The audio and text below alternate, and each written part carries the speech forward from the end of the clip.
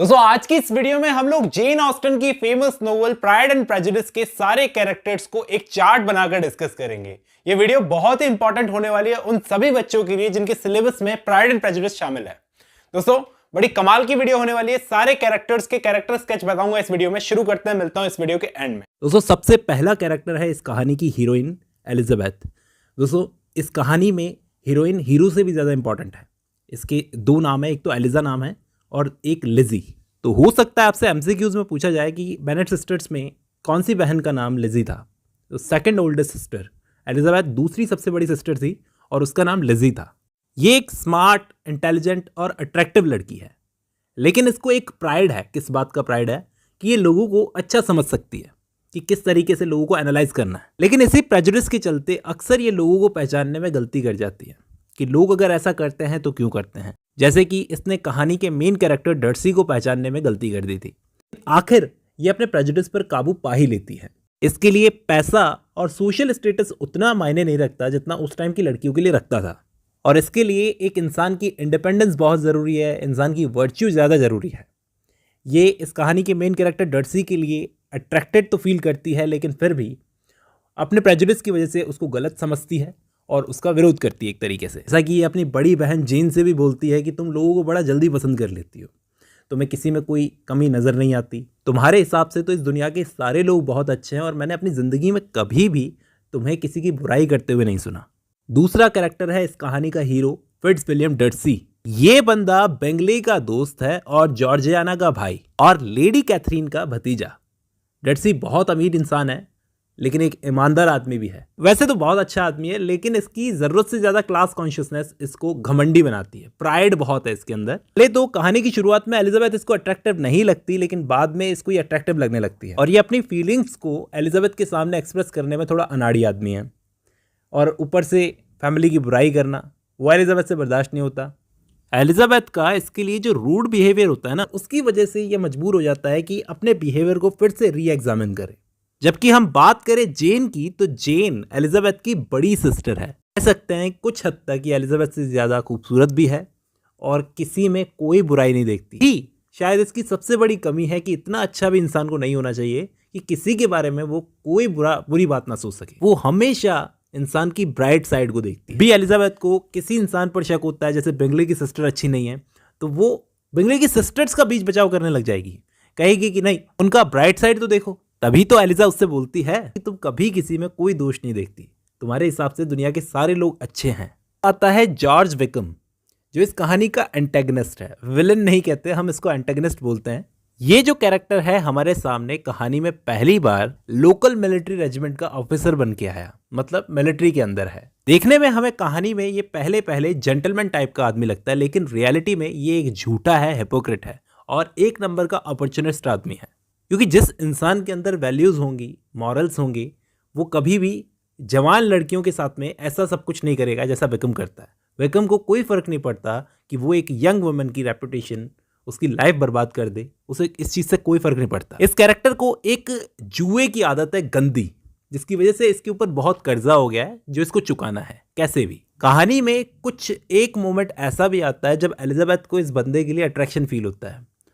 Elizabeth को सच्चा लगता है ये आदमी, लेकिन बाद में वो समझ जाती है कि ये कैसा है। इसके बाद में इंपॉर्टेंट कैरेक्टर आता है मिसेस बेनेट का, जो एक चिड़चिड़ी और अजीब टाइप की औरत है। इस औरत की जिंदगी के सिर्फ दो ही मकसद हैं, बातें शातें करना और अपनी पांचों बेटियों की शादी करना अच्छे घरों में। इस लेडी को इस बात की कोई जानकारी नहीं है कि इसके कैरेक्टर में क्या कमी है, और अक्सर ये अपनी दोनों बड़ी बेटियों को, एलिजाबेथ और जेन को, अक्सर शर्मिंदा करती है। का कैरेक्टर हमें ये दिखाता है कि जब औरतों में लिटरेसी यानी पढ़ाई लिखाई की कमी होती है और खुद के बारे में सोचने की क्षमता कम होती है, तो उनके साथ में क्या होता है कि इनके अपोजिट इनके हस्बैंड मिस्टर बेनेट एक समझदार आदमी है, पढ़े लिखे आदमी है, जिनकी शादी ऐसी औरत के साथ में हो गई जो ज़्यादा पढ़ी लिखी नहीं है। और शायद इसलिए मिस्टर बेनेट अपनी शादी को एक फेलियर मानते हैं। उनके हिसाब से सारी ज़िंदगी एक मजाक है और उनका फैमिली के किसी भी मामले में ना बोलना एक अलग अलग सा स्वभाव दिखाता है कि लीडिया और विकम के मामले में भी उन्होंने कुछ नहीं बोला। एक खूबी है इनके अंदर कि मजाक अच्छा कर लेते हैं और जानबूझकर अपनी बीवी को परेशान करते हैं मजाक कर कर। लेकिन एक बाप के रूप में वो फेल कर जाते हैं और अपने बेटियों को भी यही सलाह देते हैं कि शादी ना करो तो बेटर है, शादी की चिंताओं से पीछे हट जाओ एक तरीके से। कैरेक्टर आता है चार्ल्स बिंगले का, जिसकी शादी जेन के साथ में होने वाली थी और ये डर्सी का दोस्त है। दोनों की शादी, जेन और बिंगले की शादी, इस कहानी में सेंट्रल पोजीशन होल्ड करती है। कहने का मतलब इनकी कहानी सबसे मेन है इसके अंदर। कहानी में भले ही सेंट्रल कैरेक्टर की तरह रखा है जेन ऑस्टन ने इनको, लेकिन स्पेशली कहानी टिकी रहती है एलिजाबेथ और डर्सी पर। बहुत ही केयरफुली डिजाइन किया यहाँ पर इन कैरेक्टर्स को। जेन ऑस्टन ने इतने सिंपल कैरेक्टर्स रखे हैं ये दोनों की, दोनों हंसते रहते हैं आपस में, मतलब कभी भी ऐसे लड़ाई नहीं होती इनमें जैसे एलिजाबेथ और डर्सी के बीच में होती है। की वजह से ये ठीक तो लगते हैं कैरेक्टर्स, लेकिन कहानी में इंटरेस्ट पैदा नहीं कर पाते। देखो, ऊपर की दोनों बहनों के अलावा तीसरी जो बहन इंपॉर्टेंट है वो सबसे लास्ट वाली बेटी लीडिया बेनेट है। सबसे छोटी है और किसी चीज में डरती नहीं है, अपनी माँ की सबसे फेवरेट बेटी है ये। इस लड़की के इंटरेस्ट काफी हद तक अपनी माँ से मिलते जुलते हैं। बकवास करवा लो, लोगों से मेलजोल करवा लो, या और आदमियों की बातें करवा लो। अट्रैक्टिव तो है लेकिन लापरवाह भी है। इसकी इसी लापरवाही की वजह से दोनों बड़ी बहनें जेन और एलिजाबेथ अक्सर शर्मिंदा फील करती है। इसके लिए सबसे ज्यादा डर किसको लगता है? लिज़ी को, एलिजाबेथ को। वो कहती है कि ये इश्कबाजी में घुस रही है, इसको संभालो। लेकिन जैसा कि मैंने आपको बताया, इसके फादर जो है लापरवाह किस्म के आदमी हैं, वो इस चीज़ में बिल्कुल भी हस्तक्षेप नहीं करते, बिल्कुल भी हाथ नहीं डालते। और बाद में कहानी की एंड में ये फंस जाती है किसके चक्कर में? विक्रम के चक्कर में। ये विक्रम के साथ में भाग जाती है और विक्रम के साथ भागते वक्त इसको इस बात की परवाह भी नहीं होती कि पीछे से मेरी फैमिली क्या मुंह दिखाएगी पूरी दुनिया को। अब हम बात करते हैं एलिजाबेथ की फ्रेंड शैर्लोट लूकस की। ये एलिजाबेथ की एक बहुत इंटेलिजेंट, समझदार और अच्छी दोस्त है, और इसके प्रैक्टिकल होने की वजह से काफी कुछ शेयर भी करती है एलिजाबेथ इसके साथ। देखो, ये किस टाइप की लड़की है? ये सोचती है कि शादी करनी चाहिए एक ऐसे आदमी के साथ में जो फाइनेंशियली स्टेबल हो, फाइनेंशियली सिक्योर हो। ऐसे भी मुंह उठा के हम किसी के साथ में शादी नहीं कर सकते। शैर्लोट को अपनी जिंदगी में क्या चाहिए उसको सब पता है। वो एकदम सीधी चलती है, सटीक चलती है।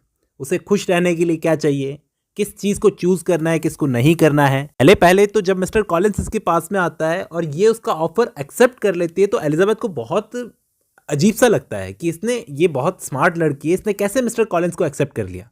लेकिन जब इससे मिलने जाती है तो ये समझ जाती है कि क्यों इसने एक्सेप्ट किया था मिस्टर कॉलिंस को। तो एलिजाबेथ इससे बिल्कुल अपोजिट खड़ी हुई है। वो लोगों को आंकने में बहुत गलतियां करती है, जबकि शैर्लोट बहुत ही स्ट्रेट फॉरवर्ड है। अब हम बात करते हैं मिस्टर कॉलिंस की, जिसके साथ में शैर्लोट ने शादी की। ये मिस्टर बेनेट का कज़न है और एक क्लर्जीमैन भी है। मिस्टर बेनेट की डेथ के बाद में लॉन्गबर्न की सारी प्रॉपर्टी इसको मिलेगी, लेकिन ये एक बेवकूफ़ आदमी है, चापलूस किस्म का आदमी है, और इसको पैसे की जितनी भी सप्लाई मिलती है वो मिलती है लेडी कैथरीन से। देखा जाए तो ये आदमी भी शादी को एक बिजनेस से कम नहीं समझता। पहले जेन और फिर एलिजाबेथ, इन दोनों से रिजेक्ट होने के बाद में जब ये यहाँ पर आया, शैर्लोट से जब इसने शादी कर ली, तो ये चीज़ें दिखाती है कि इसके लिए इंपॉर्टेंट क्या है। इसके लिए इंपॉर्टेंट शादी, प्यार व्यार नहीं है, बल्कि इसके लिए इंपॉर्टेंट थी शादी, जो लेडी कैथरीन ने इससे करने के लिए कहा था। एक प्रैक्टिकल औरत को प्रैक्टिकल आदमी मिल गया, एक अच्छी जोड़ी बन गई। राम मिलाए जोड़ी, गधे को मिल गई घोड़ी। बात करता हूं बिंगले की दो बहनों की। एक तो है मिस बिंगले, जो कि स्नॉबिश टाइप की लेडी है, इसे एलिजाबेथ पसंद नहीं है। पहला तो उसकी मिडिल क्लास बैकग्राउंड की वजह से, और दूसरा जो डर्सी एलिजाबेथ की तरफ अट्रैक्ट हो रहा था इसकी वजह से। एलिजाबेथ का सेल्फ पॉजेसिव कैरेक्टर बहुत पसंद आता है, इस वजह से ये और ज्यादा चिढ़ती है। बात करें लेडी कैथरीन के कैरेक्टर की, तो एक रिच बॉसी टाइप की नोबल वुमन है। हुक्म चलाने की बड़ी आदत है इस लेडी को। बताया मिस्टर कॉलिंस को ये पैसे की सप्लाई करती रहती है, और ये लेडी डर्सी की आंट भी है। ये लेडी काफी हद तक वैसी ही है जैसे कि बिंगली की सिस्टर है। ये भी किसी तरीके से नहीं चाहती कि एलिजाबेथ की उसके भतीजे से शादी हो। बात करते हैं uncle aunty mister and missus Gardner की। मिस्टर एंड मिसेस गार्डनर जो हैं, ये मिसेस बेनेट के भाई हैं। हाँ, कहते हैं कि ये दोनों जो मिस्टर एंड मिसेस गार्डनर हैं, ये इन लड़कियों के माँ बाप से ज्यादा इनका पालन पोषण करते हैं। एक तरीके से कह सकते हैं कि अगर ये बच्चियां इनकी होती पांचों, तो हो सकता है कि ये दोनों अच्छे से पालते। काफी हद तक सपोर्ट करते हैं इस फैमिली को। जॉर्जियाना डर्सी, ये भी एक बहुत ही खूबसूरत लड़की है, जो कि डर्सी की सिस्टर है। फरमाती है, पियानो बजाती है, और इसको विक्रम ने पहले इस कहानी की शुरुआत में भगाने की कोशिश की थी। बात करता हूं दो और सिस्टर्स हैं जो कि इंपॉर्टेंट रोल प्ले नहीं करती है इस कहानी के अंदर, मैरी बेनेट और कैथरीन बेनेट। मैरी जो है किताबी कीड़ा है, और किताबी कीड़े का मतलब यह है कि पढ़ाई ज़्यादा करती है, और कैथरीन बेनेट जो कि चौथी है, लीडिया से बड़ी है, मतलब चौथी बहन है, और ये भी लीडिया के साथ में सैनिकों के यहाँ पे जाती है, जो आर्मी के जो वहाँ पे कैंप वगैरह लगते हैं वहाँ पे जाती है। ये सारे कैरेक्टर थे प्राइड एंड प्रेजुडिस के। उम्मीद करता हूँ आपको ये चार्ट समझ में आया होगा। फिलहाल आज की इस वीडियो में बस इतना ही। अब जब आपने ये वीडियो खत्म कर लिया है तो मैं उम्मीद करता हूं आपको ये सारे कैरेक्टर समझ में आए होंगे दोस्तों। मैंने एक चार्ट बनाकर डिस्कस किया है। फिलहाल आज की इस वीडियो में बस इतना ही, मिलता हूं नेक्स्ट वीडियो में।